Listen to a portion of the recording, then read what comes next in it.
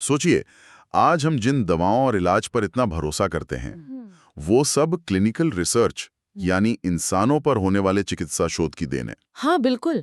पर क्या आप जानते हैं कि इन शोधों को जो नैतिक नियम और कानून नियंत्रित करते हैं, वो असल में बहुत नए हैं। सही कह रहे हैं। और ये दिलचस्प है कि ये नियम विज्ञान की सफलताओं से ज्यादा भयानक त्रासदियों और गलतियों से सीखकर बने हैं। तो आज की चर्चा में हम क्लिनिकल रिसर्च के इतिहास की गहराइयों में उतरेंगे, देखेंगे कि कैसे शुरुआती प्रयोगों से लेकर आज के इतने सख्त नियमों तक का सफर तय हुआ। और किन घटनाओं ने इस बदलाव को प्रेरित किया। हाँ, हमारे पास जो सामग्री है वो इसी सफर को दिखाती है।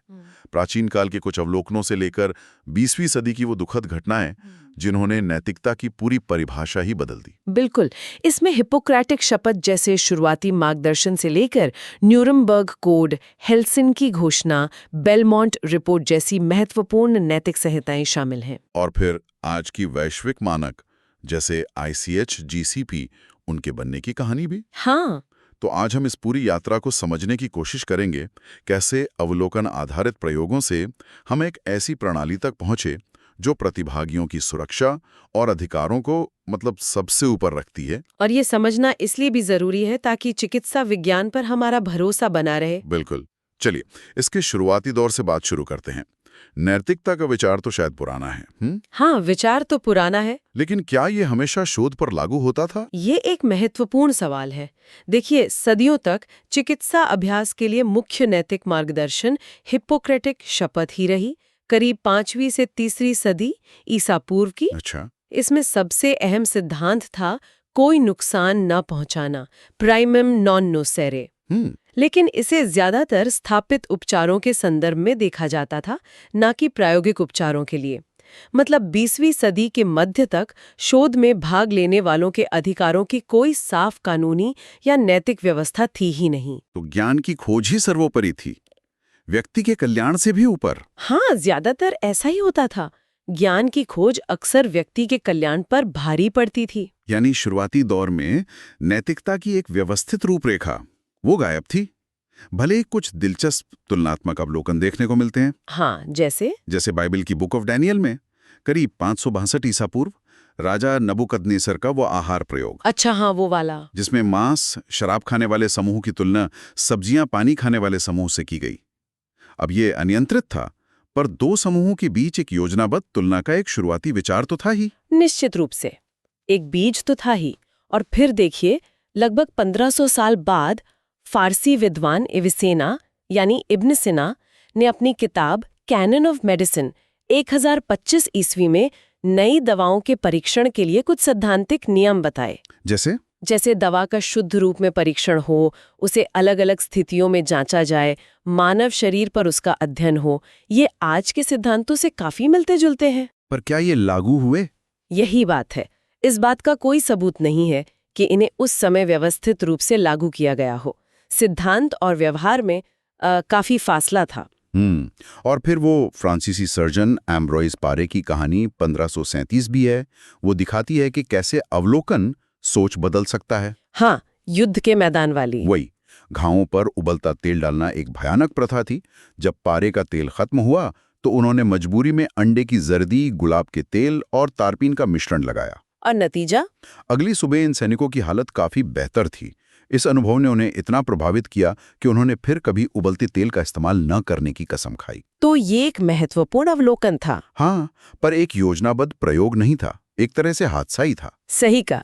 योजनाबद्ध नियंत्रित क्लिनिकल ट्रायल का पहला पुख्ता उदाहरण हमें मिलता है 1747 में स्कॉटिश नौसेना सर्जन जेम्स लिंड के काम में। स्कर्वी वाला। हाँ बिल्कुल। लिंड स्कर्वी से बहुत परेशान थे, जो नाविकों में आम थी। उन्होंने HMS सैलिसबरी जहाज पर स्कर्वी से पीड़ित 12 नाविकों को चुना, जिनके लक्षण और स्थिति लगभग एक जैसी थी। उन्हें एक समान आहार दिया गया और फिर उन्हें 6 जोड़ों में बांटकर अलग अलग उपचार दिए गए। क्या क्या उपचार थे? साइडर था, सल्फ्यूरिक एसिड का घोल, सिरका, समुद्री जल, रोज 2 संतरे और 1 नींबू और एक औषधीय पेस्ट। काफी व्यवस्थित था। ये तो वाकई काफी व्यवस्थित लग रहा है उस जमाने के हिसाब से। तो नतीजा? क्या नतीजा उतना ही क्रांतिकारी था? नतीजा बहुत साफ था। जिन 2 नाविकों को संतरे और नींबू मिले, उनकी सेहत में सबसे तेज और स्पष्ट अच्छा प्रभाव दिखा। एक तो सिर्फ 6 दिन में ड्यूटी पर लौटने लायक हो गया। अरे वाह। साइडर से कुछ हल्का फायदा हुआ, पर बाकी उपचार लगभग बेकार रहे। वैज्ञानिक दृष्टिकोण से ये एक मील का पत्थर था। तो फिर तो इसे तुरंत अपना लिया गया होगा। यही तो बात है। जैसा अक्सर होता है, इसे अपनाने में बहुत समय लगा। लिन ने खुद भी शायद खट्टे फलों की लागत के कारण इनका पुरजोर समर्थन नहीं किया। अच्छा। हाँ, और ब्रिटिश रॉयल नेवी को जहाजों पर नींबू का रस अनिवार्य करने में करीब 50 साल लग गए। 50 साल। हाँ, फिर भी लिंड के ट्रायल शुरू करने की तारीख 20 मई आज अंतर्राष्ट्रीय क्लिनिकल ट्रायल दिवस के रूप में मनाई जाती है। चलिए, देर से ही सही, तो वैज्ञानिक प्रमाण मिलना एक बात है और उसे व्यवहार में लाना बिल्कुल दूसरी। बिल्कुल। इसी दौर में आपने कहा प्लेसीबो का विचार भी आया। ये कैसे शुरू हुआ? हाँ, प्लेसीबो शब्द लैटिन में, जिसका अर्थ है मैं खुश करूंगा, ये 1811 के आसपास मेडिकल शब्दकोश में आया। शुरू में इसे ऐसी दवा के लिए इस्तेमाल करते थे जो रोगी को मनोवैज्ञानिक रूप से बेहतर महसूस कराए, भले ही उसका कोई वास्तविक असर ना हो। अच्छा। लेकिन इसे शोध में व्यवस्थित रूप से इस्तेमाल करने का श्रेय जाता है अमेरिकी चिकित्सक ऑस्टिन फ्लिंट को। 1863 में उन्होंने गठिया के मरीजों पर एक अध्ययन किया। उसमें एक समूह को हर्बल उपचार दिया और दूसरे को वैसा ही दिखने वाला प्लेसीबो, मतलब एक नकली दवा। उन्होंने पाया कि प्लेसीबो समूह के कुछ मरीजों ने भी सुधार महसूस किया। तो इससे दवा के असली असर को मनोवैज्ञानिक असर से अलग करने का तरीका मिला। हाँ, बिल्कुल। आज भी जो प्लेसीबो नियंत्रित परीक्षण होते हैं वो इसी सिद्धांत पर आधारित है। लेकिन इन शुरुआती सफलताओं के बावजूद एक बात जो साफ दिखती है वो ये है कि प्रतिभागियों, चाहे वो बंदी हों, सैनिक हों या नाविक, उनकी सहमति या उनके भले पर कोई खास ध्यान नहीं था। बिल्कुल नहीं था। ज्ञान की खोज ही सबसे ऊपर थी। और शायद इसी नैतिक खालीपन ने 20वीं सदी की उन त्रासदियों के लिए जमीन तैयार की जिन्होंने आखिरकार आधुनिक शोध नैतिकता को जन्म दिया। हाँ, बिल्कुल। 20वीं सदी में चिकित्सा विज्ञान ने अभूतपूर्व तरक्की की, लेकिन इसकी कहानी उन भयानक घटनाओं के बिना अधूरी है जिनसे हमने सबक सीखे। हर त्रासदी एक चेतावनी बनी और नियमों में बदलाव का कारण। इस त्रासदी से सुधार की श्रृंखला में पहली बड़ी घटना कौन सी थी? इसकी शुरुआत हम मान सकते हैं 1937 की एलिक्सर सल्फानिलामाइड त्रासदी से, अमेरिका में। एलिक्सर सल्फानिलामाइड। हाँ, उस समय 1906 का खाद्य और औषधि अधिनियम लागू था, लेकिन उसमें दवा कंपनियों को अपनी दवाओं को बाजार में लाने से पहले उनकी सुरक्षा, मतलब सेफ्टी का परीक्षण करने की जरूरत नहीं थी। क्या सुरक्षा परीक्षण अनिवार्य नहीं था? नहीं, अनिवार्य नहीं था। और इसी नियामक कमी का फायदा उठाते हुए एसी मैसेंजर नाम की कंपनी ने बच्चों के लिए सल्फानिलामाइड, जो एक एंटीबायोटिक थी, उसका सिरप बनाने के लिए उसे डायथलीन ग्लाइकॉल में घोल दिया। डायथलीन ग्लाइकॉल? ये तो एंटीफ्रीज में इस्तेमाल होता है, जहरीला होता है। तो बिल्कुल, बेहद जहरीला। उन्होंने कोई विषाक्तता परीक्षण नहीं किया, बस ये देखा कि स्वाद ठीक लगे, दिखने में ठीक हो। हे भगवान, नतीजा भयानक था। 100 से ज्यादा मौतें हुई, जिनमें ज्यादातर बच्चे थे। मौत का कारण था किडनी फेल होना। उफ। और कंपनी के मालिक का बयान तो और भी चौंकाने वाला था कि निर्माण में कोई गलती नहीं थी। देश भर में जाहिर है बहुत गुस्सा फैला। मौजूदा कानून इतने कमजोर थे कि एफडीए दवा को असुरक्षित होने के आधार पर जब्त भी नहीं कर सकती थी। उन्हें गलत ब्रांडिंग का तकनीकी सहारा लेना पड़ा, क्योंकि एलिक्सिर में अल्कोहल होना चाहिए था, जो इसमें नहीं था। तो इस त्रासदी का सीधा सबक क्या निकला? क्या बदलाव आया? इसका सीधा और सबसे महत्वपूर्ण सबक था, दवाओं को बाजार में लाने से पहले उनकी सुरक्षा जांचना अनिवार्य है। इसी जन आक्रोश के कारण 1938 में अमेरिका में नया संघीय खाद्य, औषधि और कॉस्मेटिक एफडीएनसी अधिनियम पारित हुआ। अच्छा, भयावह अध्यायों में से एक है। हाँ, 1939 से 1945 के बीच नाजी डॉक्टरों ने जर्मन राज्य और सेना के पूरे समर्थन से नस्लीय श्रेष्ठता की अपनी विचारधारा के तहत यातना शिविरों में बंदियों पर बेहद क्रूर प्रयोग किए। पीड़ितों में मुख्य रूप से यहूदी, रोमा, पोलिश, सोवियत युद्धबंदी शामिल थे। उन्हें इंसान ही नहीं माना जाता था, तो उनके अधिकारों का तो सवाल ही नहीं उठता था। इन प्रयोगों की क्रूरता तो कल्पना से भी परे हैं। डकाऊ शिविर में कैदियों को बर्फीले पानी में डुबोकर या कम दबाव वाले चैम्बरों में रख के ठंड और ऊंचाई के प्रभाव का अध्ययन किया गया। कई मौतें हुई। हाँ, और रेवेंसब्रुक में सल्फा दवाओं का असर देखने के लिए कैदियों के घावों में जानबूझकर बैक्टीरिया और गंदगी भरी गई। कितना अमानवीय। ऑस्विच में डॉक्टर मेंजेल ने जुड़वा बच्चों पर भयानक प्रयोग किए, अक्सर मौत के बाद उनके शवों का परीक्षण करने के लिए। और कई जगहों पर एक्सरे या कास्टिक रसायनों से सामूहिक नसबंदी के प्रयोग किए गए, ये सब विज्ञान के नाम पर। युद्ध के बाद न्यूरनबर्ग में मुकदमा चला, जिसे डॉक्टर्स ट्रायल कहते हैं। हाँ, इसमें 23 नाजी डॉक्टरों और प्रशासकों पर इन अमानवीय प्रयोगों के लिए मुकदमा चला। बचाव पक्ष ने एक दलील दी कि उस समय मानव प्रयोगों को नियंत्रित करने वाला कोई अंतर्राष्ट्रीय कानून या कोड था ही नहीं। और इसी मुकदमे के फैसले से निकला न्यूरनबर्ग कोड। हाँ, है ना? इसने क्या स्थापित किया? हाँ, बिल्कुल। मुकदमे के फैसले के हिस्से के रूप में जजों ने 1947 में 10 सूत्रीय न्यूरनबर्ग कोड तैयार किया। ये मानव अनुसंधान के लिए पहला अंतर्राष्ट्रीय नैतिक मानक बना। और इसका सबसे महत्वपूर्ण बिंदु? सबसे क्रांतिकारी और स्थायी सिद्धांत था। पहला बिंदु, किसी भी प्रयोग के लिए व्यक्ति की स्वैच्छिक सहमति नितांत आवश्यक है। इसने पहली बार स्पष्ट रूप से व्यक्ति के अधिकारों को विज्ञान और समाज के हितों से ऊपर रखा। इसने तो हमेशा के लिए मानव अनुसंधान के नैतिक परिदृश्य को बदल दिया होगा। हाँ, बदल दिया। हालांकि ये भी सच है कि कोड एक कानूनी दस्तावेज के रूप में लिखा गया था और चिकित्सा समुदाय ने इसे पूरी तरह से अपनाने में थोड़ा समय लगा। अच्छा, इसकी कुछ सीमाएं भी थी? हाँ, कुछ थीं, जैसे ये बच्चों या मानसिक रूप से अक्षम व्यक्तियों पर शोध के लिए सहमति कैसे प्राप्त की जाए, इस पर कोई स्पष्ट मार्गदर्शन नहीं देता था। फिर भी इसने नैतिक बहस की नींव रख दी। न्यूरनबर्ग के बाद अगली बड़ी घटना जिसने दवा नियमों को गहराई से प्रभावित किया, वो थी थैलिडोमाइड आपदा। हाँ, थैलिडोमाइड। 1950 के दशक के अंत में पश्चिम जर्मनी की कंपनी शेमी ग्रूनेनथाल ने थैलिडोमाइड नाम की एक दवा विकसित की। इसे किस लिए बेचा गया? इसे एक सुरक्षित नींद की गोली और शामक मतलब सेडेटिव के रूप में बेचा गया, और खास तौर पर गर्भवती महिलाओं में मॉर्निंग सिकनेस यानी सुबह की मतली के इलाज के लिए इसे बहुत प्रभावी और पूरी तरह से सुरक्षित बताया गया।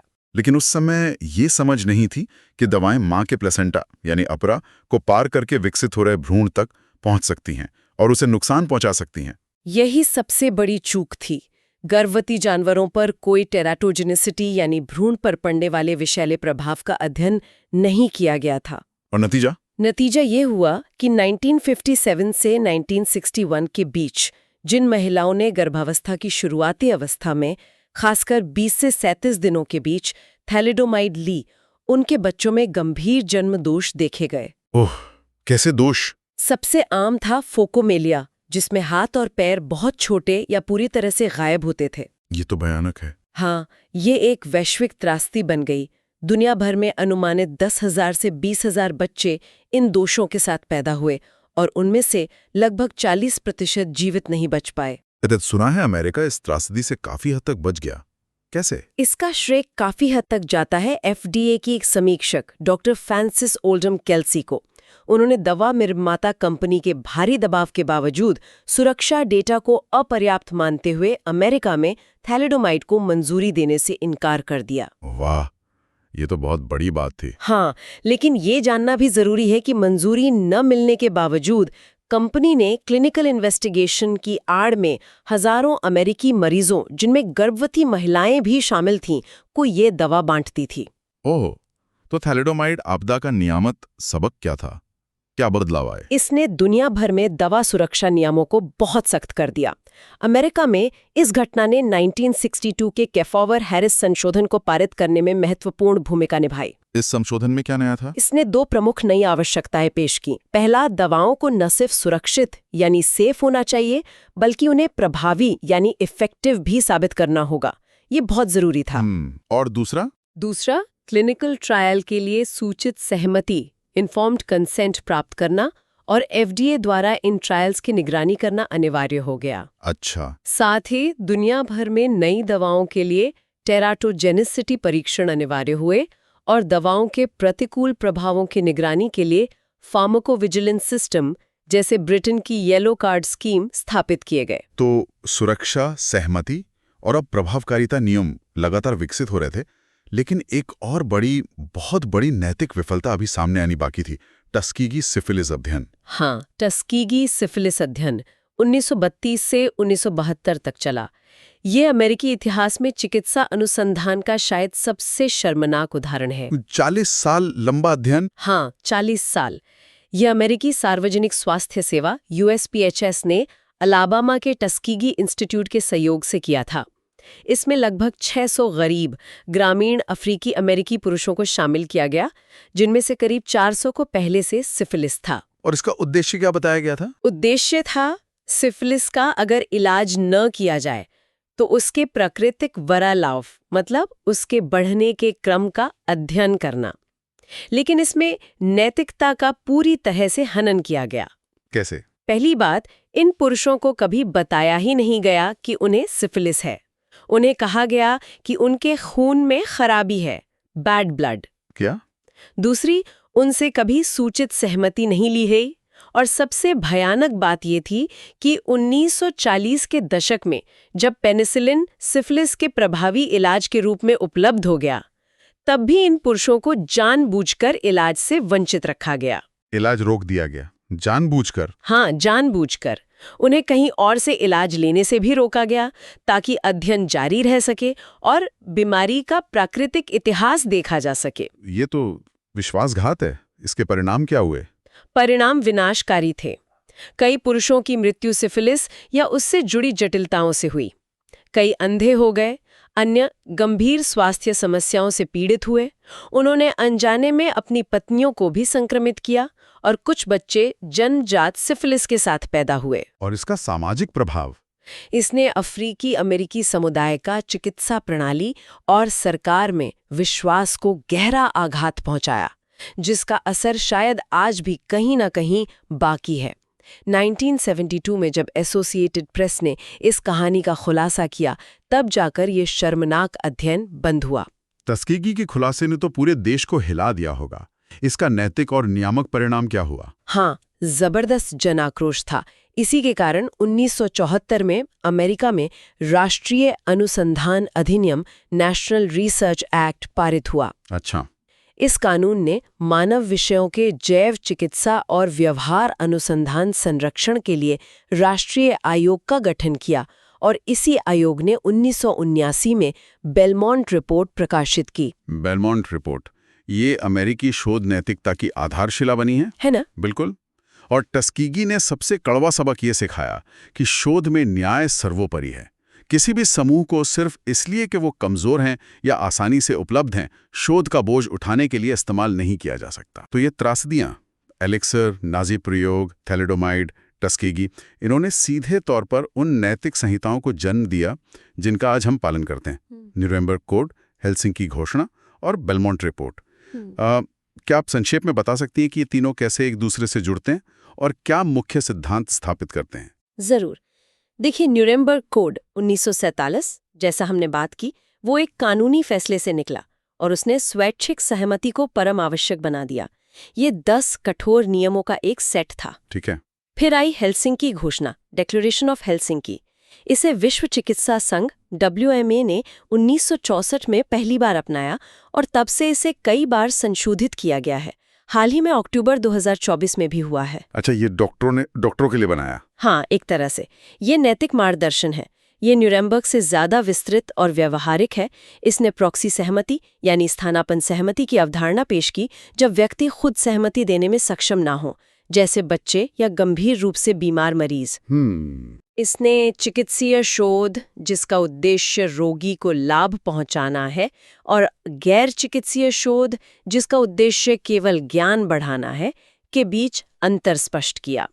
और सबसे महत्वपूर्ण, इसने स्वतंत्र नैतिक समीक्षा, इंडिपेंडेंट एथिकल रिव्यू की आवश्यकता पर जोर दिया। स्वतंत्र नैतिक समीक्षा यानी आज ने हम इंस्टीट्यूशनल रिव्यू बोर्ड्स या रिसर्च एथिक्स कमिटीज कहते हैं। एक स्वतंत्र समिति जो किसी भी शोध को शुरू होने से पहले उसकी नैतिकता जांचे। बिल्कुल सही। हेलसिंकी घोषणा ने इन समितियों की नींव रखी, जो आज दुनिया भर में शोध की निगरानी करती हैं। ये सुनिश्चित करती हैं कि शोध नैतिक रूप से स्वीकार्य है और प्रतिभागियों के अधिकार सुरक्षित हैं। और अंत में बेलमोंट रिपोर्ट 1979, जो टस्कीगी के सीधे जवाब में आई, इसने अमेरिकी संघीय नियमों, जिन्हें कॉमन रूल कहते हैं, उनका नैतिक आधार प्रदान किया। हाँ, बेलमोंट रिपोर्ट नियमों की सूची नहीं देती, बल्कि मानव अनुसंधान के लिए एक विश्लेषणात्मक ढांचा और 3 बुनियादी नैतिक सिद्धांत देती है। कौन से 3 सिद्धांत? पहला, व्यक्तियों का सम्मान, मतलब व्यक्तियों को स्वायत्त मानना, वो अपने निर्णय खुद ले सकते हैं, और जिनकी स्वायत्तता कम है, जैसे बच्चे या कैदी, उन्हें विशेष सुरक्षा देना। इसी से सूचित सहमति की जरूरत निकलती है। ठीक। दूसरा है उपकार, बेनिफिसेंस। इसके 2 पहलू हैं, नुकसान ना पहुंचाना और संभावित लाभों को अधिकतम करना, और संभावित हानियों को कम से कम करना। इसी सिद्धांत से जोखिम लाभ मूल्यांकन की जरूरत पैदा होती है। शोध तभी नैतिक है जब फायदे जोखिम से ज्यादा हों। और तीसरा है न्याय, जस्टिस। ये सिद्धांत पूछता है कि शोध के लाभ और बोझ का वितरण किसके बीच होना चाहिए, मतलब निष्पक्षता। शोध के लिए प्रतिभागियों का चयन निष्पक्ष हो, कमजोर समूहों का शोषण ना हो, और शोध से मिलने वाले लाभ सभी के लिए सुलभ हो। ये टस्कीगी जैसे अन्याय की सीधी प्रतिक्रिया थी। तो न्यूरमबर्ग, हेलसिंकी और बेलमोंट ने मिलकर नैतिक सिद्धांतों का एक मजबूत ढांचा तैयार कर दिया। लेकिन फिर जैसे जैसे दवा अनुसंधान और विकास वैश्विक हुआ, एक नई चुनौती आई होगी। अलग अलग देशों में अलग अलग नियम। बिल्कुल। 1980 के दशक के अंत तक यही स्थिति थी। यूरोप, जापान और अमेरिका में दवाओं के पंजीकरण के लिए तकनीकी ज़रूरतें, जैसे कौन से परीक्षण करने हैं, डेटा कैसे जमा करना है, ये सब काफ़ी अलग अलग थीं। इससे तो देरी होती होगी। बहुत देरी होती थी।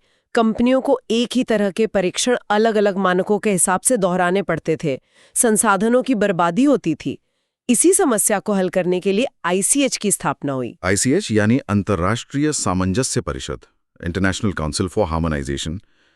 इसका उद्देश्य क्या था? ICH की स्थापना 1990 में यूरोप, जापान और अमेरिका के दवा नियामकों और दवा उद्योग संघों के प्रतिनिधियों ने मिलकर की थी। मुख्य मिशन था दवाओं के विकास और पंजीकरण के लिए तकनीकी आवश्यकताओं में सामंजस्य, मतलब तालमेल स्थापित करना। ताकि भी था। 2015 में ये एक स्वतंत्र संघ बन गया है ना? हाँ, एक स्वतंत्र गैर लाभकारी कानूनी संघ, जिससे इसका दायरा और वैश्विक पहुंच और बढ़ी। और ये ICH काम कैसे करता है? ये दिशा निर्देश कैसे बनाता है? ICH में सदस्य देशों के नियामक प्राधिकरण और उद्योग संघ शामिल होते हैं। दिशा निर्देश बनाने की एक 5 चरणीय प्रक्रिया है। इसमें विशेषज्ञ कार्य समूह ड्राफ्ट बनाते हैं, फिर सदस्य क्षेत्रों में सार्वजनिक सलाह मशवरा होता है, और अंत में सर्वसम्मति से एक हार्मोनाइज्ड यानी सामंजस्यपूर्ण दिशा निर्देश अपनाया जाता है। और फिर सदस्य देश इसे लागू करते हैं। हाँ, बिल्कुल। ICH दिशा निर्देशों को आपने बताया था 4 श्रेणियों में बांटा गया है, Q, S, E, M। हाँ, Q यानी क्वालिटी, गुणवत्ता, S यानी सेफ्टी, सुरक्षा जो प्री क्लिनिकल अध्ययन से जुड़ा है, E यानी एफिकेसी, प्रभाविकारिता जो क्लिनिकल अध्ययन से जुड़ा है, और M यानी मल्टी डिसिप्लिनरी, बहुविषयक, जैसे मेड्रा चिकित्सा शब्दावली और कॉमन टेक्निकल डॉक्यूमेंट या CTD। और इन सभी दिशा निर्देशों में शायद सबसे ज्यादा जाना माना और महत्वपूर्ण है ICH E6 good clinical practice, GCP।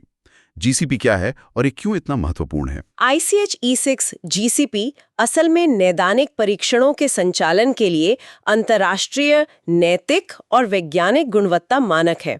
एक मानक? हाँ, ये परिभाषित करता है कि मानव प्रतिभागियों वाले परीक्षणों को कैसे डिजाइन करना है, कैसे संचालित करना है, उनकी निगरानी कैसे करनी है, ऑडिट कैसे करना है, रिकॉर्ड कैसे करना है, विश्लेषण और रिपोर्ट कैसे करना है। तो GCP का पालन करने से क्या सुनिश्चित होता है? 2 बुनियादी चीजें। पहला, ये सुनिश्चित करता है कि प्रतिभागियों के अधिकारों, सुरक्षा और कल्याण की रक्षा की जाए।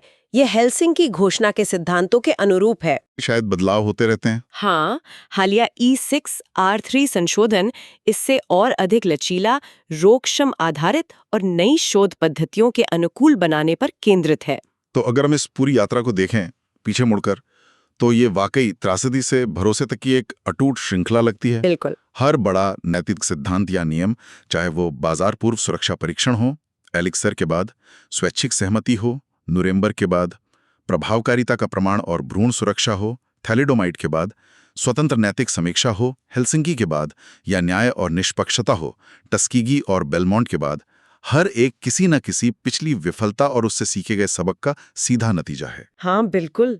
आज की जो प्रणाली है जिसमें नैतिक कोड हैं, राष्ट्रीय नियम हैं और ICH-GCP जैसे अंतर्राष्ट्रीय मानक हैं, उसका उद्देश्य केवल ये कहना नहीं है कि हम पर भरोसा करें, बल्कि एक ऐसी व्यवस्था बनाना है जो प्रदर्शनकारी रूप से भरोसेमंद हो, डिमॉन्स्ट्रेबली ट्रस्टवर्दी। खासकर टस्कीगी जैसे विश्वासघात के बाद ये पारदर्शिता, कठोर वैज्ञानिक मानकों और प्रतिभागियों की सुरक्षा को सबसे ऊपर रखकर ही संभव हुआ है, ताकि लोग चिकित्सा अनुसंधान की प्रक्रिया पर और उसके नतीजों पर विश्वास कर सकें। हाँ, विश्वास ही नींव है। तो ये इतिहास सिर्फ एकेडमिक रुचि का विषय नहीं है। ये उन सभी के लिए प्रासंगिक है जो चिकित्सा अनुसंधान से जुड़े हैं या उससे लाभ उठाते हैं। ये समझना कि ये नियम और सिद्धांत क्यों मौजूद हैं, हमें उनके महत्व की याद दिलाता है। सही कहा। और ये एक निरंतर सतर्कता का आह्वान भी है। जो सिद्धांत आज शोधकर्ताओं के काम का मार्गदर्शन करते हैं, वो अतीत की पीड़ा और गलतियों की स्याही से लिखे गए हैं। उन्हें हल्के में नहीं लिया जा सकता। बिल्कुल। और ये हमें भविष्य के बारे में भी सोचने पर मजबूर करता है। तो आज के लिए हमारा अंतिम विचार ये है, जैसे जैसे artificial intelligence, big data, gene editing जैसी नई और शक्तिशाली तकनीक चिकित्सा अनुसंधान में आ रही हैं, भविष्य में मानव प्रतिभागियों की सुरक्षा, गरिमा और स्वायत्तता को सर्वोपरि बनाए रखने के लिए हमें अतीत के कौन से सबक हमेशा याद रखने चाहिए।